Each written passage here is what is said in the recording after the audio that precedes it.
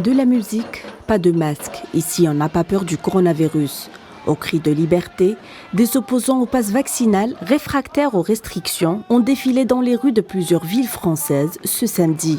2 jours après son entrée en vigueur, fustigeant l'apartheid imposé selon eux par le gouvernement entre vaccinés et non vaccinés. Le pass vaccinal entre dans la vie des Français dès lundi. Pour que le pass vaccinal soit activé, les plus de 16 ans devront justifier d'un schéma vaccinal complet, c'est-à-dire 3 doses, ou d'un certificat de rétablissement en cas de contamination ces 6 derniers mois.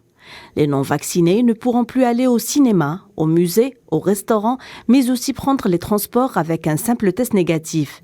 Ce même test négatif suffira en revanche pour accéder aux établissements et services de santé. Quant au meeting politique, c'est l'une des exceptions du dispositif contre toute attente. Il semblerait que la Covid-19 n'a pas droit cité, puisque le sésame n'est pas exigé aux participants.